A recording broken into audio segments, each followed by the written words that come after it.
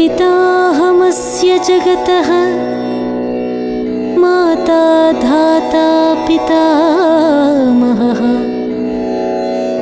पिताहमस्य जगतः माता धाता पितामहः वेद्यं पवित्रमोङ्कारः वेद्यं पवित्रमोङ्कारः ऋक्सामयजुरेव च वेद्यं पवित्रमोङ्कारः ऋक्सामयजुरेव च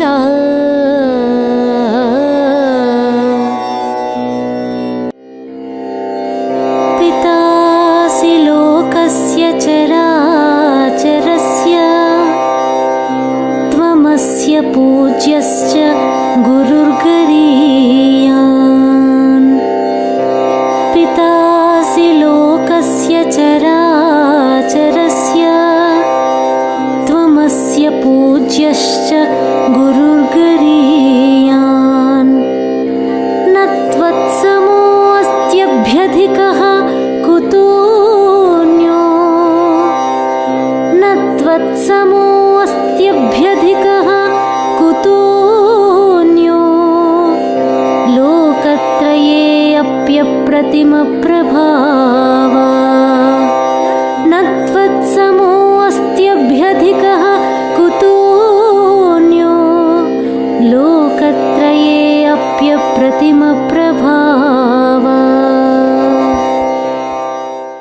ఓం శాంతి. శ్రీమద్ భగవద్గీత తత్వాభిలాషులందరికీ నమస్సుమాంజలి. భగవానువాచ తమసోమా జ్యోతిర్గమయ కార్యక్రమానికి పునః స్వాగతం, సుస్వాగతం. ముందుగా ఒక ముఖ్య గమనిక. గత 10 ఎపిసోడ్స్ నుండి 10వ అధ్యాయంలోని 32వ శ్లోకము మరియు 7వ అధ్యాయంలోని 26వ శ్లోకము, ఈ 2 శ్లోకాలను ట్యాగ్ లైన్ రూపముగా వింటూ వచ్చారు. ఈ ఎపిసోడ్ నుండి రాబోయే మరికొన్ని ఎపిసోడ్స్ వరకు ఈ పుడమి మీద ఉన్న సమస్త మానవ సృష్టికి పరమాత్మ లేక భగవంతుడు ఒక్కరే తండ్రి అని ఖరాఖండిగా ధృవీకరించే 9వ అధ్యాయంలోని 17వ శ్లోకము మరియు 11వ అధ్యాయంలోని 43వ శ్లోకము, ఈ 2 శ్లోకాలను ట్యాగ్ లైన్గా పెట్టడం జరిగింది. బుద్ధినేత్రాన్ని జాగృతి చేసుకుని ఈ శ్లోకాలు వెల్లడించిన లోతైన తత్వాన్ని గ్రహించి భగవంతుడి ప్రాప్తి మరియు అనుభూతి పొందడానికి ప్రయత్నము చేయవలసిందిగా మనస్ఫూర్తిగా ప్రార్థిస్తున్నాము. పరమాత్మ లేక భగవంతుడి అసాధారణ గుణాలు అన్న ప్రధాన అంశంపై మేము గత 20 ఎపిసోడ్స్లో భగవంతుడి 5 అసాధారణ గుణాలను 100కి 100 పాళ్ళు గీత బహిర్గతము చేసిన సాక్ష్యాలు లేక రుజువుల ఆధారముగా ధృవీకరించడం జరిగింది. గత ఎపిసోడ్లో భగవంతుడు ఒక్కరే జ్ఞానసాగరుడు అన్న అంశంపై ధార్మిక మరియు ఆధ్యాత్మిక జగత్తులో ఉత్పన్నమయ్యే అనేక ప్రశ్నలు, సంశయాలు, సందేహాలు, అపోహలను నివృత్తి చేసుకోవడానికి వర్తమానములోని భక్తులకు జ్ఞానసాగరుడైన భగవంతుడు ఎటువంటి సూచనలు చేయడం జరిగింది.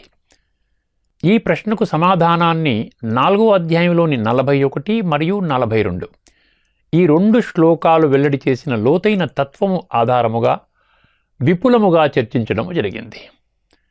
భగవంతుడు ఒక్కరే జ్ఞానసాగరుడు అన్న అంశం యొక్క చిట్ట చివరి విషయముగా వర్తమాన ధార్మిక మరియు ఆధ్యాత్మిక జగత్తులో సాక్షాత్తు భగవంతుడు కేవలము 574 భగవానువాచ శ్లోకాల మాధ్యమముగా మాత్రమే బహిర్గతము చేసిన సంపూర్ణ ఆధ్యాత్మిక జ్ఞానము మరియు విజ్ఞానము, అంటే complete spiritual knowledge and spiritual wisdom, సర్వోన్నతము మరియు సర్వశ్రేష్టము అని కుండబద్దలు కొట్టినట్లు ధృవీకరించే 5 అతి ముఖ్యమైన శ్లోకాలు వెల్లడి చేసిన లోతైన తత్వాన్ని విపులంగా చర్చించబోతున్నాము.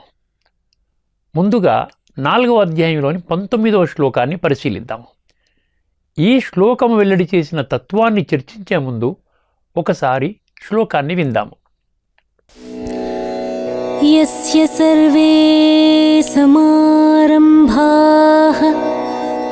కామసంకల్పవర్జితాః यस्य सर्वे समारम्भाः कामसङ्कल्पवर्जिताः ज्ञानाग्निदग्धकर्माणं तमाहुः पंडितं बुधाः ज्ञानाग्निदग्धकर्माणं तमाहुः పండితం బుధాః.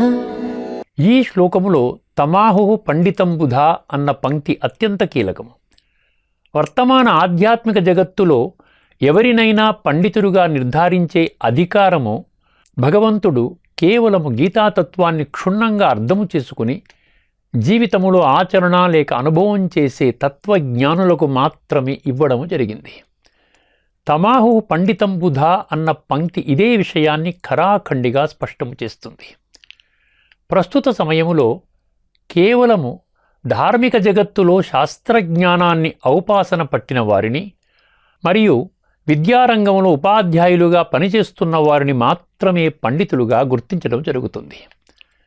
కానీ వర్తమాన ఆధ్యాత్మిక జగత్తులో ఎవరినైనా పండితుడుగా గుర్తించి గౌరవించాలంటే వారు ఈ శ్లోకములోని మొదటి 3 పంక్తులు నిర్ద్వంద్వముగా స్పష్టము చేసిన 3 నిర్దిష్టమైన కర్తవ్యాలను అమలుపరచవలసి ఉంటుంది. అర్థం చేసుకునే ప్రయత్నము చేద్దాము. మొదటి కర్తవ్యం యస్య సర్వే సమారంభాః అన్న పంక్తి ఈ మొదటి కర్తవ్యాన్ని స్పష్టము చేస్తుంది. ఈ సందర్భంగా గీతలోని 7వ అధ్యాయంలోని 19వ శ్లోకము మరియు అదే అధ్యాయంలోని 3వ శ్లోకము ఈ 2 శ్లోకాలలో బహిర్గతము చేసిన 2 అత్యంత గుహ్య మరియు గంభీరమైన సత్యాలను క్షుణ్ణంగా అర్థము చేసుకుని తదనుగుణంగా జీవితాలను పరివర్తన చేసుకున్న వారిని మాత్రమే పండితులుగా నిర్ధారించడానికి అర్హత పొందుతారు. మొదటి విషయం, వర్తమానములోని మనుషుల ఆధ్యాత్మిక జాగృతి మరియు ఉత్థానము చేసుకోవడానికి వారి ప్రస్తుత జన్మ ఆఖరిది అన్న నిగూఢ సత్యాన్ని 7వ అధ్యాయంలోని 19వ శ్లోకములోని బహూనాం జన్మనామంతే అన్న పంక్తి బహిర్గతము చేస్తుంది. రెండో విషయం, 7వ అధ్యాయంలోని 3వ శ్లోకములోని కశ్చిన్మాం వేత్తి తత్వతః అన్న పంక్తి నిర్ద్వంద్వముగా ప్రకటించినట్లు వర్తమానములో ఈ పుడమి మీద ఉన్న 800 కోట్ల మనుషులలో కేవలము అతి కొద్ది సంఖ్యలోని తత్వాభిలాషులైన భక్తులు మాత్రమే ఆత్మ మరియు పరమాత్మ యొక్క ఉనికిని అనుభూతి చేసుకోవడములో సఫలీకృతులవుతారు. ఆ విధముగా పరమాత్మ ప్రాప్తి మరియు అనుభూతి పొందిన పండితులు ఆచరించే కర్మలు భగవంతుడి ధర్మ సంస్థాపనా కర్తవ్యాన్ని సమర్థించే విధముగా ఉంటాయి. ఆ విధముగా పూర్తి జాగరూకతతో 100% ధర్మయుక్తమైన కర్మలను ఆచరించడం పండితుడి యొక్క ప్రథమ కర్తవ్యము. ఇప్పుడు రెండవ కర్తవ్యాన్ని చూద్దాం. కామ సంకల్పవర్జితాః అన్న పంక్తి పండితుడి యొక్క రెండవ కర్తవ్యాన్ని స్పష్టము చేస్తుంది. ఈ పంక్తిలోని కామ అన్న పదము అత్యంత కీలకము. ఈ పదము యొక్క అర్థాన్ని గీత 2 కోణాలలో స్పష్టం చేస్తుంది. మొదటి కోణము, కామ క్రోధ లోభ మోహ అహంకారము అనబడే పంచవికారాలలో మొట్టమొదటి వికారము కామము. దీనినే కామవాంఛ అంటే సెక్స్ లస్ట్ అని అంటారు. రెండవ కోణము, భౌతిక దేహము ద్వారా ఇంద్రియ సుఖాలను భోగించడానికి మనసులో ఉత్పన్నమయ్యే వినాశీ కోరికలను సైతము కామనలు అన్న పదముతో వర్ణించడం జరిగింది. ఆత్మను శుద్ధి చేసుకోవడంలో కామవాంఛ మరియు కామనలు ఈ 2 విఘ్నకారకాలు కాబట్టి వాటిని తక్షణమే త్యజించాలని కామ సంకల్ప వర్జితాః అన్న పంక్తి స్పష్టము చేస్తుంది. భగవంతుడి ఈ ఆదేశాన్ని తూచా తప్పకుండా అమలుపరచడం పండితుడి యొక్క రెండవ కర్తవ్యం. ఇప్పుడు పండితుడి యొక్క 3వ కర్తవ్యాన్ని చూద్దాం. జ్ఞానాగ్ని దగ్ధ కర్మాణం అన్న పంక్తి పండితుడు అమలుపరచవలసిన 3వ కర్తవ్యాన్ని ఖరాఖండిగా స్పష్టము చేస్తుంది. ఇక్కడ జ్ఞానము అన్న పదము అత్యంత కీలకము. జ్ఞానము యొక్క సత్యమైన మరియు ఖచ్చితమైన నిర్వచనాన్ని క్షేత్రజ్ఞయో జ్ఞానం యత్త జ్ఞానం మతం మమ అన్న 13వ అధ్యాయంలోని 2వ శ్లోకములోని పంక్తి స్పష్టము చేస్తుంది. ఏ విధముగా పొలము మరియు పొలము యజమాని వేరువేరో అదే విధముగా శరీరము మరియు శరీరం యొక్క యజమాని అయిన ఆత్మ వేరువేరు. అంటే ప్రతి మనిషి 2 స్వతంత్ర వ్యవస్థలతో కూడి ఉంటారు అన్న నిగూఢ సత్యాన్ని ఈ పంక్తి ఖరాఖండిగా ధృవీకరిస్తుంది. నేను ఆత్మను, ఇది నా దేహము అన్న గీత వెల్లడించిన ప్రాథమిక ఆధ్యాత్మిక మూల సిద్ధాంతము ఈ పంక్తి నుండే ఆవిర్భవించింది. కేవలము ఈ సిద్ధాంతాన్ని జీవితములో అమలుపరిచే వారిని మాత్రమే పండితులుగా పరిగణించవలసి ఉంటుంది.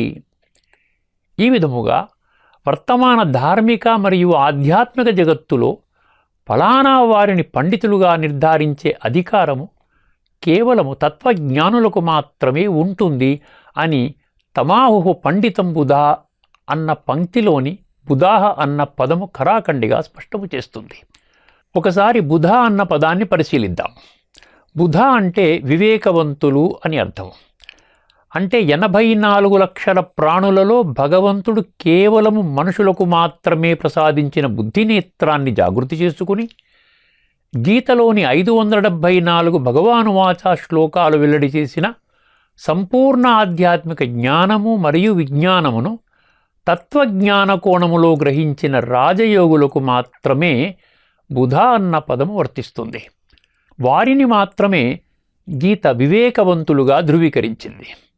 ఆ విధముగా భగవంతుడిచే గుర్తింపు పొందిన తత్వజ్ఞానులకు మాత్రమే తమ సమానముగా ఇతరులను కూడా పండితులుగా శిక్షణ ఇచ్చే అధికారము అప్పగించడం జరిగింది.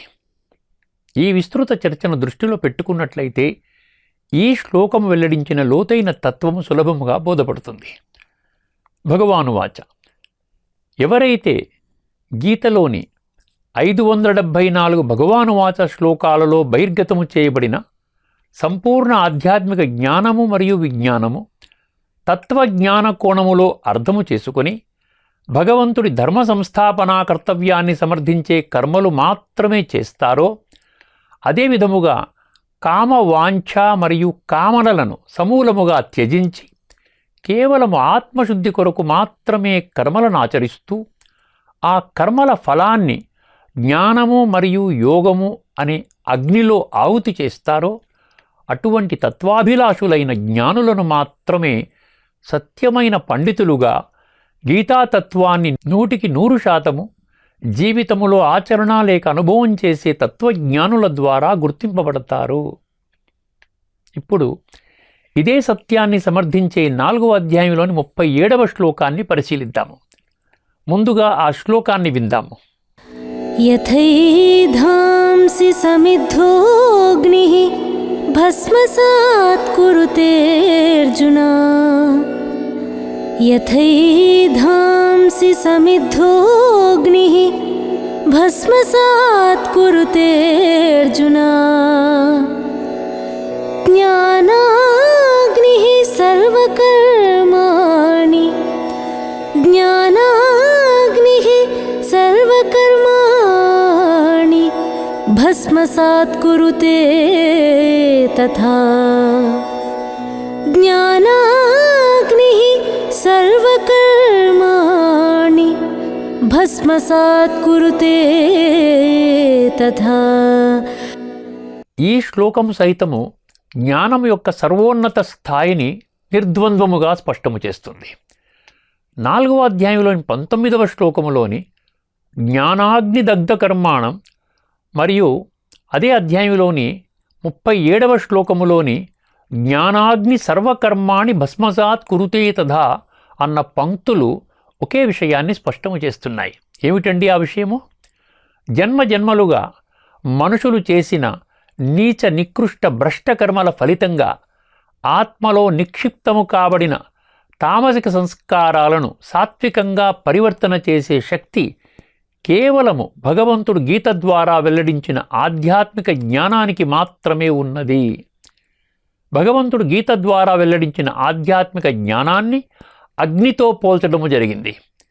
ఏ విధముగా అగ్నిలో మండించిన కట్టెలు బూడిదగా మార్పు చెందుతాయో అదే విధముగా విషయ వికారాల వలయములో చిక్కుకొని దేహాభిమానములోకి రావడము కారణముగా పాప మరియు భ్రష్ట కర్మలను ఆచరించడం వలన ఒక విధముగా కుళ్ళిపోయిన ఆత్మను జ్ఞానము మరియు యోగము అనే అగ్నిలో మండించినప్పుడే దానిలో ఉన్న అశుద్ధ వికారి అవగుణాలు దగ్ధమై జీవాత్మ తన మూల స్వరూపములోకి వచ్చి శుద్ధ బంగారములాగా స్వచ్ఛముగా మార్పు చెందుతుంది. 13వ అధ్యాయంలోని 21, 15వ అధ్యాయంలోని 8, 14వ అధ్యాయంలోని 14 మరియు 15 ఈ 4 శ్లోకాలలో స్పష్టము చేసిన విధముగా ఆత్మ దేహత్యాగము చేసినప్పుడు, అంటే మృత్యువు సంభవించిన సమయములో ఆత్మ ఆ క్షణము వరకు చేసిన కర్మల అనుసారము సాత్విక, రాజసిక మరియు తామసిక సంస్కారాలను తనలో నిక్షిప్తము చేసుకుని పాత శరీరాన్ని విడిచిపెడుతుంది. ఈ నిక్షిప్తము కాబడిన సంస్కారాల ఆధారముగా సత్య, త్రేత, ద్వాపర మరియు కలియుగాలనబడే 4 యుగాలలో జన్మలు తీసుకుంటుంది. ఈ చర్చను దృష్టిలో పెట్టుకున్నట్లయితే ఈ శ్లోకం వెల్లడి చేసిన గుహ్య మరియు గంభీరమైన తత్వము అత్యంత సులభముగా బోధపడుతుంది. భగవాను వాచ: ఏ విధముగా ప్రజ్వలించుచున్న అగ్ని కట్టెలను బూడిదగా మారుస్తుందో అదే విధముగా విషయ వికారాల వలయములో చిక్కుకొని నీచ నికృష్ట భ్రష్టకర్మల కారణముగా తమోప్రధానముగా మారిన ఆత్మలను జ్ఞానము మరియు యోగము అనబడే అగ్నిలో మండించడము ద్వారా శుద్ధి కాబడి ఆత్మలలో నిక్షిప్తము కాబడిన తామసిక సంస్కారాలు సాత్వికంగా పరివర్తన చెందుతాయి. ఆ విధముగా శుద్ధీకరణ కాబడిన ఆత్మలు అతి త్వరలో ఈ భూమండలంపై స్థాపన కాబడే స్వర్గము అనబడే సత్యత్రేతాయుగాలలో శ్రేష్ఠ జన్మలు తీసుకోవడానికి మార్గము సుగమమవుతుంది. ఇప్పుడు జ్ఞానము యొక్క విశిష్టతను స్పష్టము చేసే 7వ అధ్యాయంలోని 17వ శ్లోకాన్ని పరిశీలిద్దాము. ముందుగా ఆ శ్లోకాన్ని ఒకసారి విందాము. తేషాం జ్ఞానీ నిత్యయుక్తః ఏకభక్తిర్విశిష్యతే. తేషాం జ్ఞానీ నిత్యయుక్తః ఏకభక్తిర్విశిష్యతే. ప్రియో హి జ్ఞానినోత్యర్థం ప్రియో హి జ్ఞానినోత్యర్థం అహం స చ మమ ప్రియః. ప్రియో హి జ్ఞానినోత్యర్థం అహం స చ మమ ప్రియః. ఈ శ్లోకములోని నిత్యయుక్త మరియు ఏకభక్తి అన్న పదాలు అత్యంత కీలకము. ఈ పదాలు జ్ఞానులు అనబడే వారికి ఉండవలసిన 2 విశిష్టమైన లక్షణాలను బహిర్గతము చేస్తున్నాయి. అర్థం చేసుకునే ప్రయత్నం చేద్దాం. నిత్యయుక్త, వర్తమానములోని భక్తులు భగవంతుడి కొరకు చేసే పూజలు, పునస్కారాలు మొదలగు దైవ సంబంధమైన కార్యక్రమాలు కేవలము కొన్ని క్షణాలు, నిమిషాలు, గంటలు లేక రోజులకు పరిమితము చేస్తారు, కానీ నిరంతరము కొనసాగించలేరు. దీనికి భిన్నంగా తత్వజ్ఞానులు మనసు, బుద్ధి ద్వారా భగవంతుడితో సంబంధము నిరంతరము జోడించే విధముగా కృషి చేస్తారు. ఇక్కడ ఒక ముఖ్యమైన విషయాన్ని భక్తులు గమనించాలి. ఏమిటండి అది? ఈ భూమండలంపై మానవులకు అందుబాటులో ఉన్న ఏ మత గ్రంథము లేదా శాస్త్రము భగవంతుడి తోడు, నీడ కేవలము కొద్ది సమయము కొరకు మాత్రమే ఉంటే సరిపోతుంది అని ప్రకటించలేదు.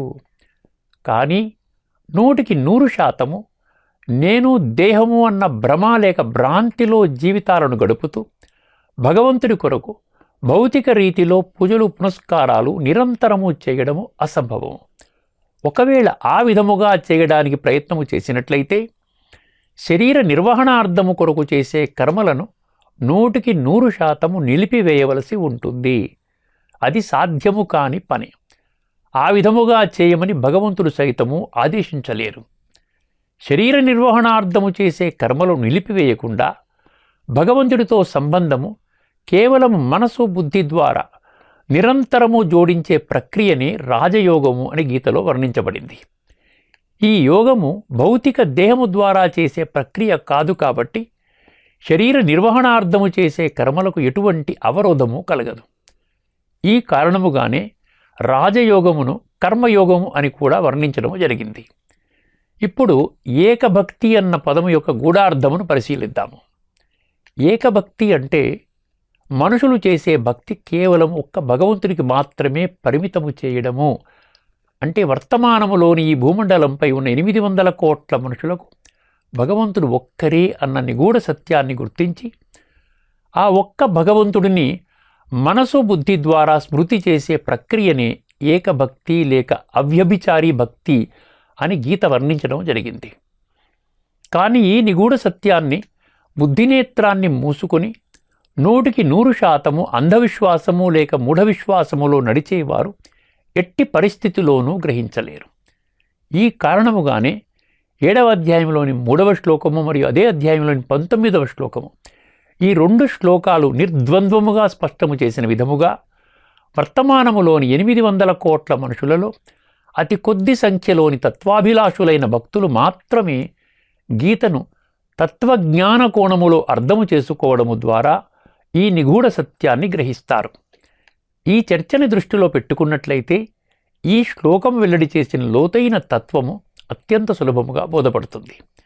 భగవానువాచ కేవలము తత్వజ్ఞానులు మాత్రమే సమస్త మానవ సృష్టికి భగవంతుడు ఒక్కరే అన్న నిగూఢ సత్యాన్ని గుర్తించి భగవంతుడిపై మనసు బుద్ధిని లగ్నము చేయడము ద్వారా వారిపై పూర్తిగా బలిహారమవుతారు.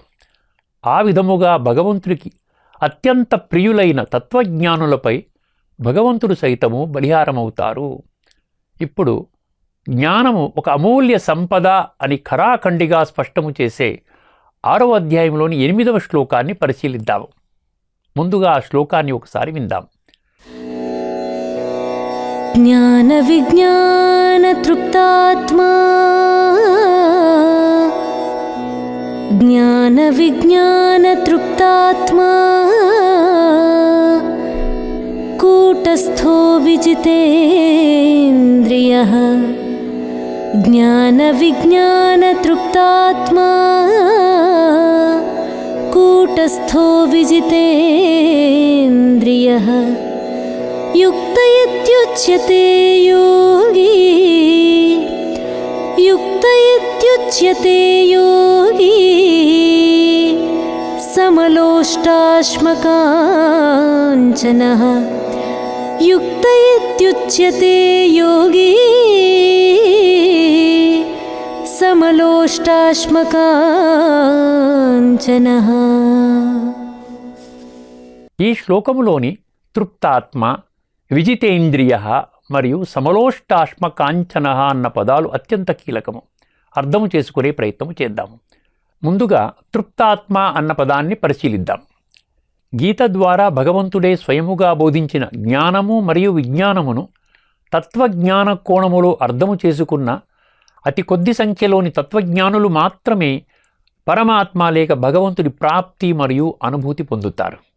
ఈ కారణముగా వారి ఆత్మలు 100% తృప్తి చెందుతాయి. అంటే వారిలో ఆంతరికంగా ఎటువంటి భావన ఉత్పన్నమవుతుందంటే వర్తమాన ఆధ్యాత్మిక జగత్తులో పరమాత్మ ప్రాప్తి మరియు అనుభూతి పొందిన కారణముగా మేము పొందాలనుకున్నది పొందాము, మాకు ఈ లోకములో భగవంతుడిని ప్రాప్తి చేసుకునే విషయంలో ఇంకా పొందవలసినది అంటూ ఏమీ లేదు. ఇప్పుడు విజితేంద్రియ అన్న పదాన్ని పరిశీలిద్దాము. ఆ విధముగా తృప్తి చెందిన జ్ఞానులకు ఆత్మానుభవము మరియు పరమాత్మానుభవం ద్వారా పొందిన అతీంద్రియ సుఖముతో పోల్చినట్లయితే భౌతిక ఇంద్రియ సుఖాలు క్షణభంగురము మరియు అనిత్యము అన్న సత్యము ఖరాఖండిగా స్పష్టమవుతుంది. వారు రాజయోగము అనబడే ప్రక్రియ ద్వారా జ్ఞానేంద్రియాలు, కర్మేంద్రియాలు మరియు మనసు అనబడే సూక్ష్మ ఇంద్రియంపై సైతము సంపూర్ణ విజయము సాధిస్తారు. సమలోష్టాశ్మ కాంచన అన్న పదాలను పరిశీలిద్దాము. ఈ పంక్తిలో 4 పదాలు ఉన్నాయి. సమ, ఉష్ట, అశ్మ మరియు కాంచన. సమ అంటే సమానము, ఉష్ట అంటే మట్టి, అశ్మ అంటే రాయి, మరియు కాంచన అంటే బంగారము.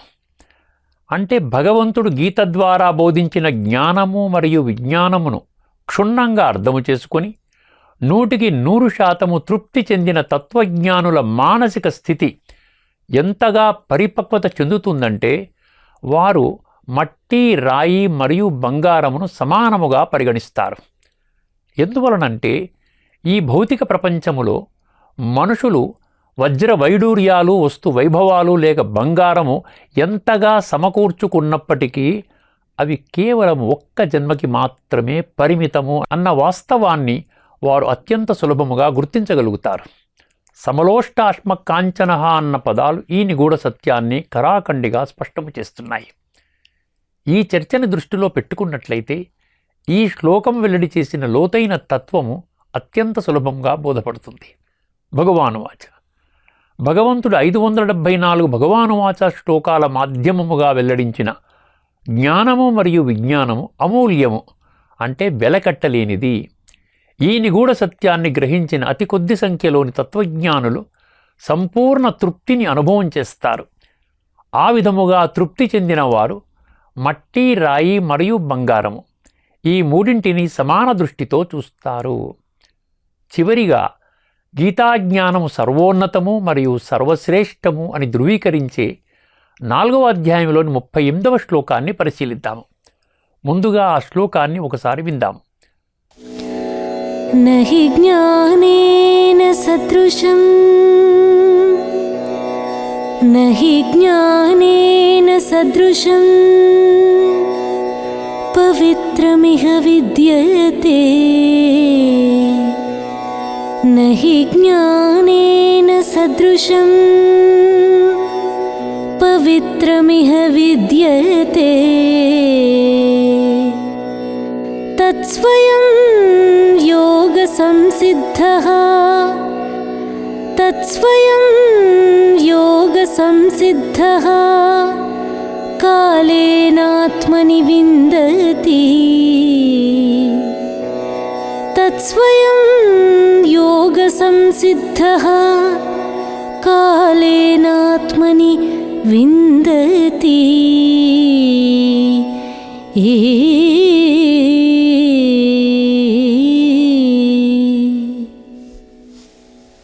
ఈ శ్లోకములోని నహి జ్ఞానేన సదృశం పవిత్రమిహ విద్యతే అన్న పంక్తి మాధ్యమముగా వర్తమానములోని మనుష్యాత్మలలో జన్మజన్మలుగా పేరుకుపోయిన తమోప్రధాన సంస్కారాలను సత్వప్రధానముగా పరివర్తన చేసుకోవడానికి గీతలోని 574 భగవానువాచ శ్లోకాల మాధ్యమముగా భగవంతుడినైన నా ద్వారా బహిర్గతము కాబడిన సంపూర్ణ ఆధ్యాత్మిక జ్ఞానము మరియు విజ్ఞానము, అంటే complete spiritual knowledge and wisdom, దీనికి మించిన జ్ఞానము ఈ భూమండలంపై వేరొకటి లేదు అని స్వయముగా భగవంతుడే కుండబద్దలు కొట్టినట్లు ప్రకటించడం జరిగింది.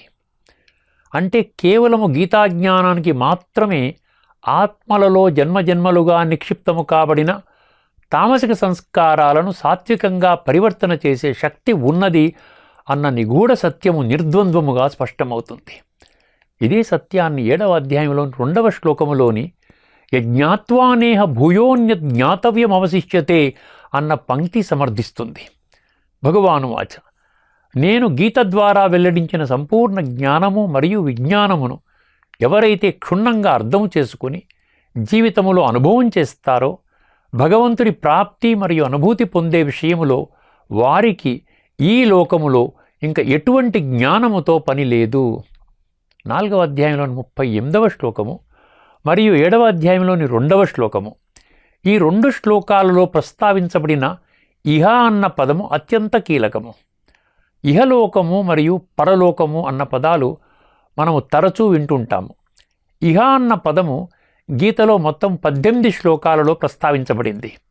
ఇహ అంటే వర్తమాన మనుష్య లోకము అని అర్థం.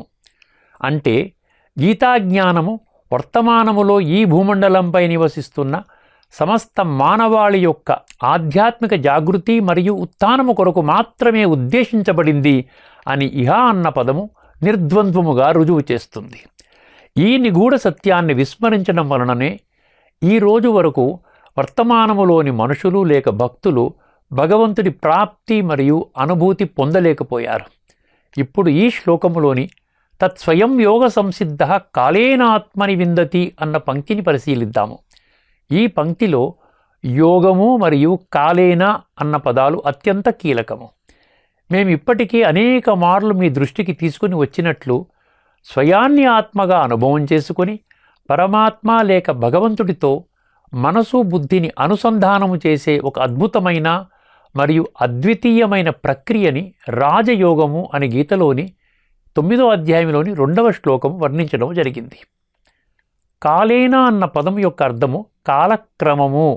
అంటే రాజయోగము ద్వారా పరమాత్మానుభూతి కలగడానికి దీర్ఘకాల అభ్యాసము కావాలి.